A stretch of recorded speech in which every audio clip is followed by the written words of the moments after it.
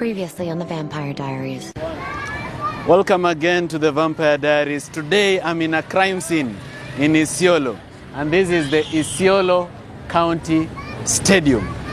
Now if there is a crime scene in Kenya, this is the creme de la creme of crime scenes. Hapa Isiolo Stadium, ile pesa ya taxpayers imezama hapa, haiwezi kuzungumziwa kwa maneno.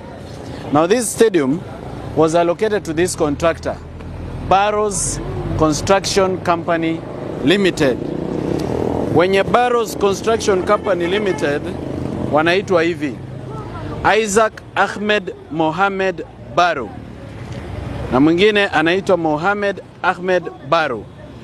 Alafu company secretary ni Apel Alois Kwengu. This company was allocated this tender to build this stadium. I've been looking at the records, and the only records I'm able to get is from the controller of budgets. From the controller of budget, I'm able to get that during the financial year of 2018-2019, hii stadium iliwekewa 130 million, na hiyo pesa yote ikalipwa contractor. Tena kwa mwaka wa 2020-2021, ikawekewa 86 million. Contractor akalipwa 61 million. So if you do 61 million plus 130 million, that brings you to around 191 million. But that is not correct. I've realized that there is a very deliberate attempt to ensure that records are missing for this contract, because hii kitu imekuwa ikiallocatiwa pesa in many financial years, and that money keeps getting stolen. In my own estimation, the money that has been lost here could be probably about 800 million. I'll tell you about the corruption going on at the office of the Auditor General later. Let's first see the stadium.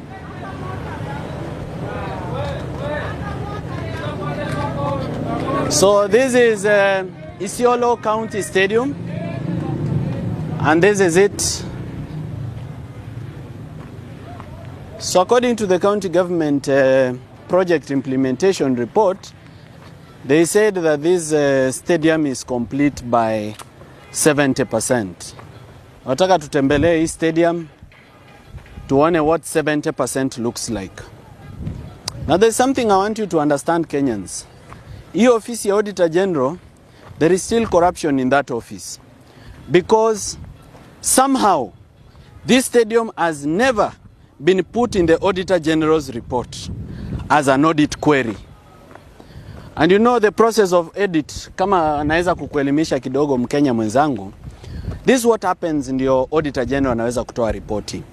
Kila mwisho wa mwaka wa serikali inaishanga June of every year, 30th of June of every year. Wanapewangwa mpaka September wa present kitu ambayo inaitwa financial statements. Wakipeana financial statements, wanapeana kwa the local Auditor General's office. So unapata sasa kuna Auditor General's office for this region. So wanapeana hapo financial statements, then the Auditor General officers come here. Then they audit this place, then they write what is called a management letter to the governor. Governor kishaandikiwa management letter, this governor anafaa kujibu hiyo maswali iko kwa management letter.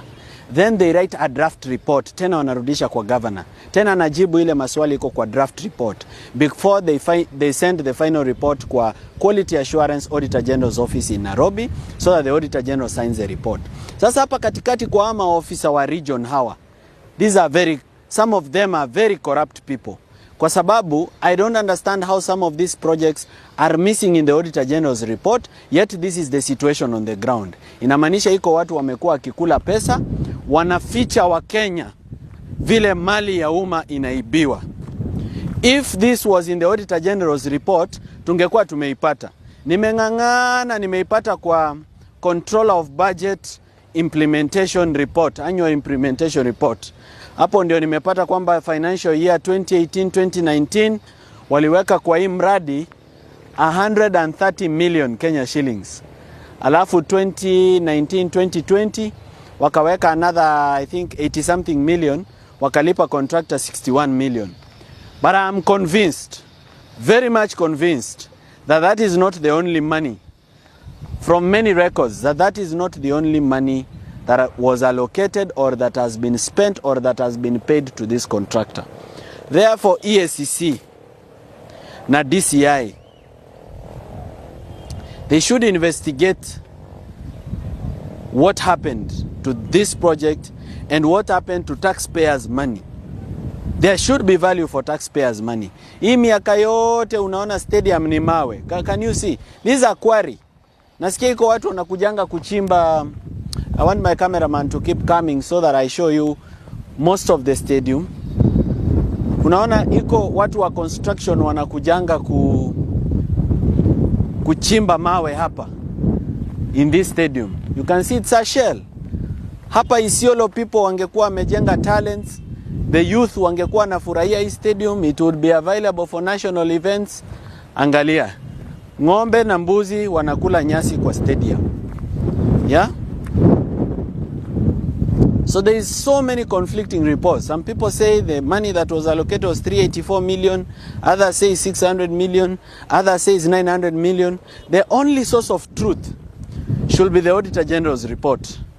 And it is missing. Kwa hivyo wewe Auditor General Nancy Gathungu, tafuta ukweli ya hii kitu and make sure that the officers that are working in this region are called to Nairobi and questioned about how this stadium missed the Auditor General's report. Ona, hizi ni mbuzi. Hizi ni mbuzi zinakula kwa stadium. Na stadium yenyewe hata nyasi haina. Yeah? Very sad situation. Just opposite this stadium, kuna another stalled project. Hiyo market hapo. That's a county market that has been stalled for more than 15 years. Ile market iko pale. So I'll be bringing you back to that market and telling you about it. But this is the sad story of Isiolo Stadium. And in spite of many agencies complaining about this stadium, including the Senate Committee for Public Accounts that came here, nothing has been done about this stadium. That means there is a permission in Kenya, straight from the head of state and the president, kwamba corruption is allowed. We iba chenye unaweza bora ushishikwe, na ukishikwa ukuwe na pesa ya kujitoa. This is a joke. We cannot be running our country like this, and we cannot, taxpayers' money haiwezi kuwa inakuwa spent namna hii. Even anybody is not interested in governance, atoke, give opportunities to other people of integrity who want to work for the country.